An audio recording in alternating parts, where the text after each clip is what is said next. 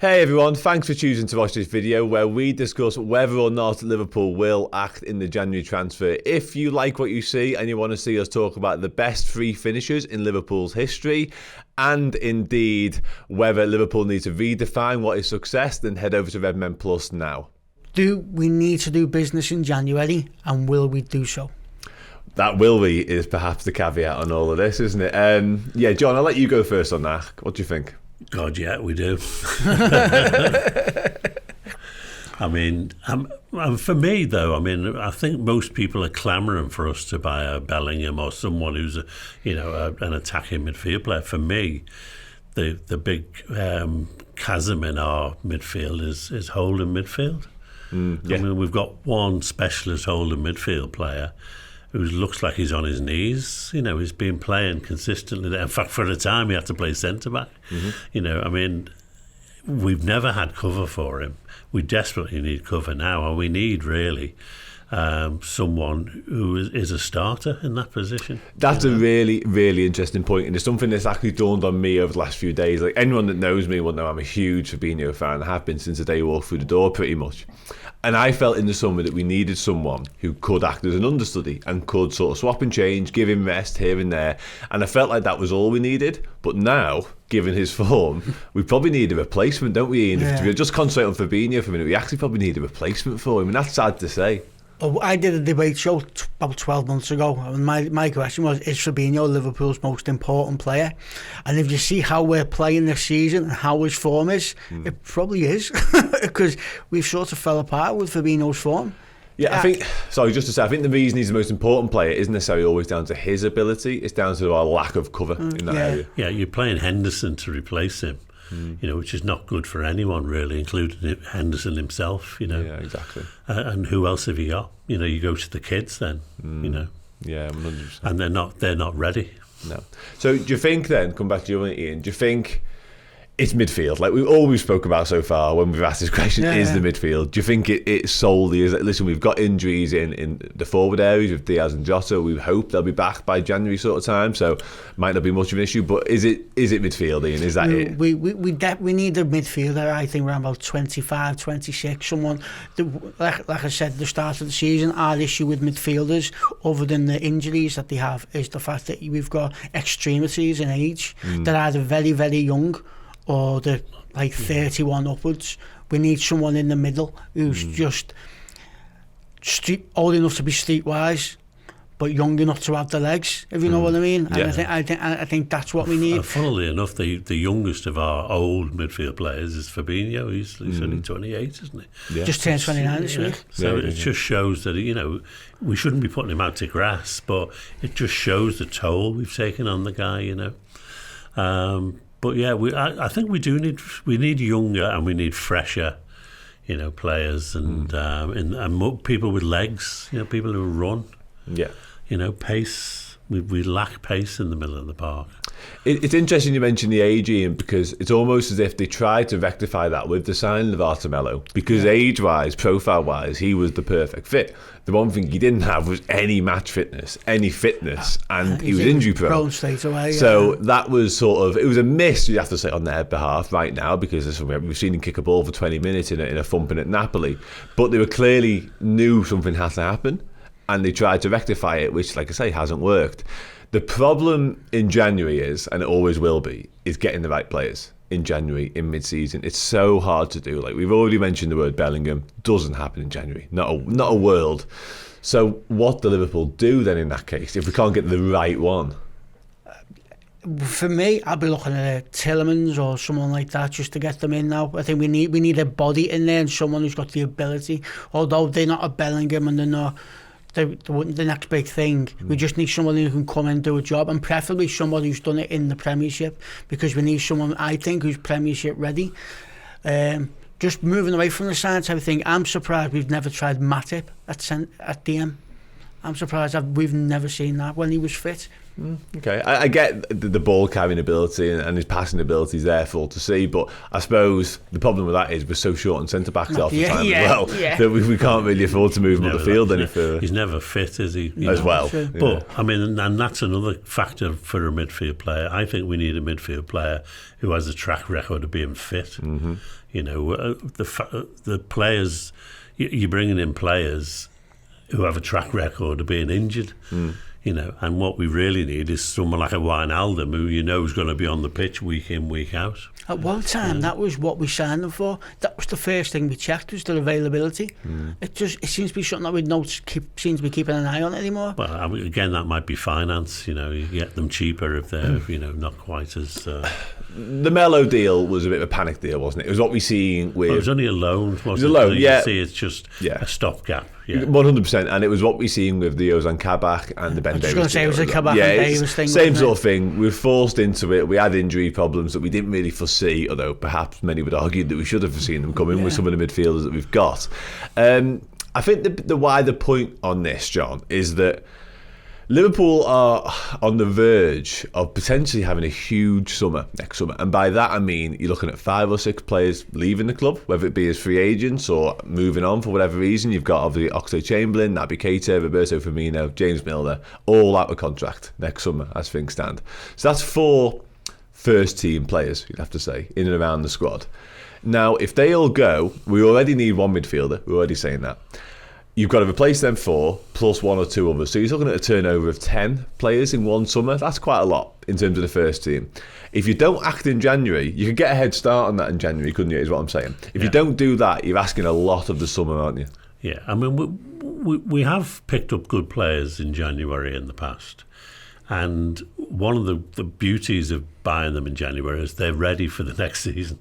You bed them in with the club and you know, I mean, I think it'd be expecting a lot for us to find a player, like you said, who's ready and Premiership, you know, ready as well. Tielemans would be already, but even then, coming to a new club, it's always a bit difficult.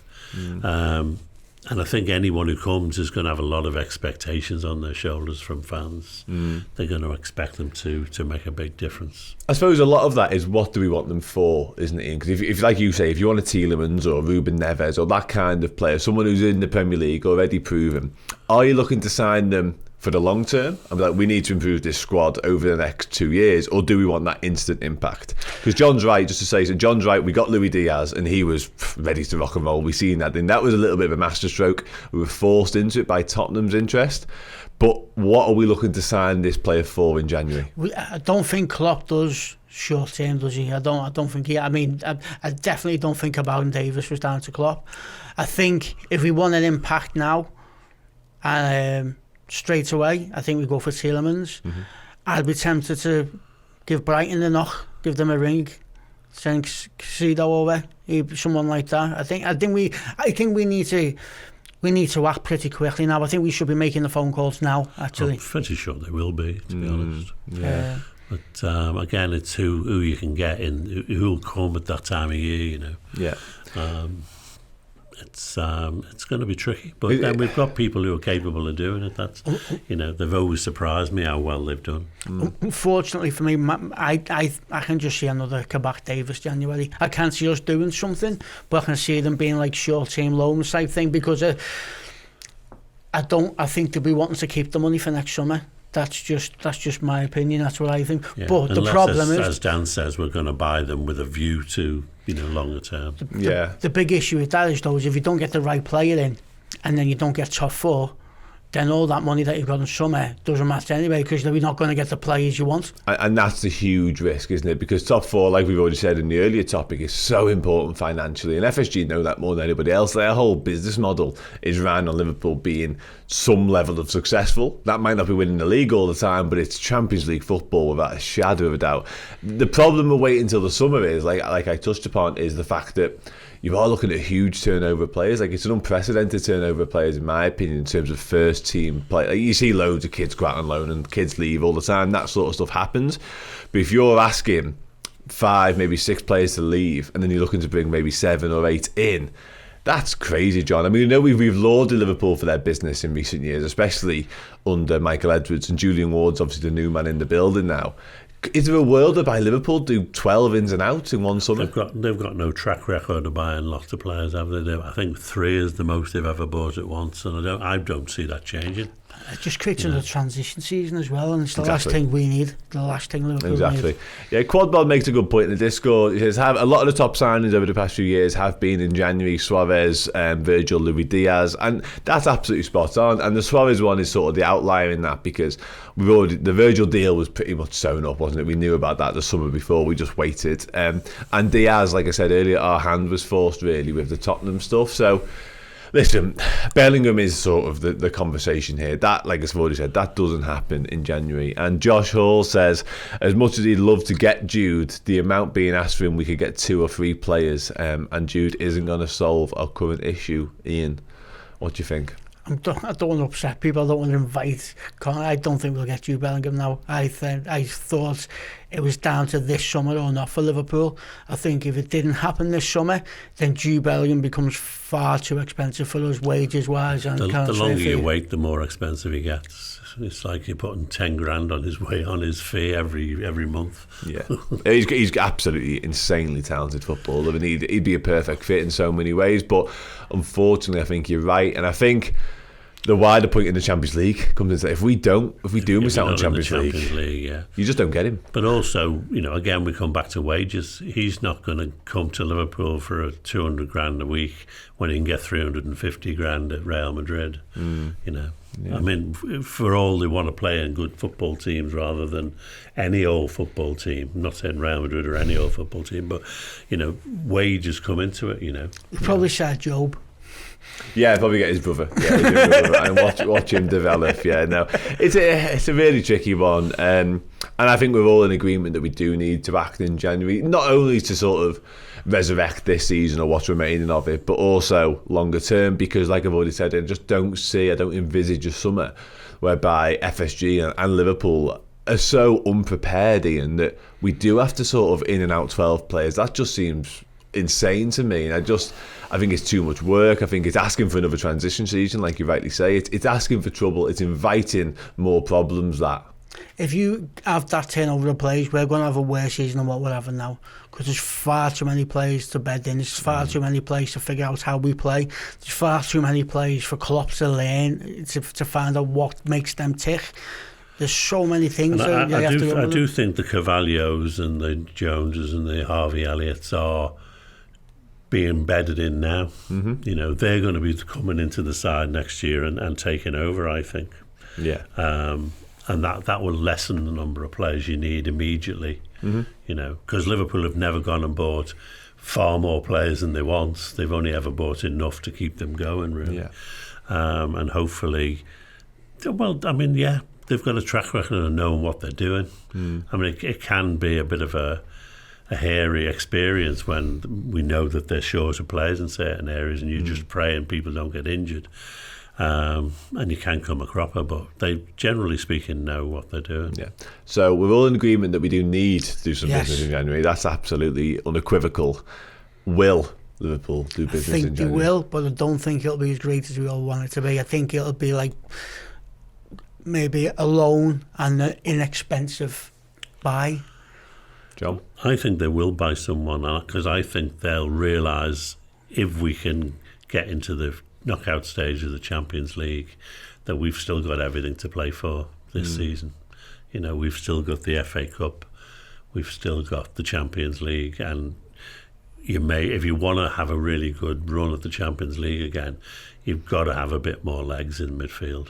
And of course, the Champions League brings another route back into the Champions League for the year after, which could well be pivotal. Like, there's no getting away from that now. We've already spoke about the Premier League and our lack of form in that, if you like. So that top four is absolutely not nailed on. So signing someone of a level in January to add to the midfield could be crucial in terms of that as well, couldn't it? So Yeah, I think we're hopeful. Ian's slightly less hopeful of an exciting January. I hope I'm massively wrong and John's right, by the way. Yeah. I fall on John's side, just to have my say as well. I think Liverpool will need and will do some quite serious business in the January window. I just think that midfield department, there was clearly money there to spend on it in the summer with the Shuameni and the Comad Lima stuff going on, and that hasn't really gone away in terms of Lima especially. So I think we will do something relatively serious. I don't think it'll be outrageous. It's not going to be Bellingham. Let's draw a line under that. But I think we will. It's not going to be Mbappe. It's not going to be Mbappe. No, you can draw 2 lines under that one if you want. That is absolutely not on the cards. But yeah, here's hoping that Liverpool do some quite serious business in January. Sign Bellingham and Mbappe in January transfer window. Well, a lot of people on Twitter would have that being a possibility, to be honest, John. So you never know. Hey everyone, I hope you enjoyed watching that video. If you want to see the rest of the show where we discuss Liverpool redefining success and the best 3 finishers in Reds history, then head over to Redmen Plus to watch the entire video. Hey guys, hope you enjoyed that video. If you did, please do drop a like on it and give us a subscription to this YouTube channel as well. If you want even more Liverpool content in your lives, either in podcast or video form, check out redmenplus.com, our subscription service. It's absolutely brilliant and you will love it.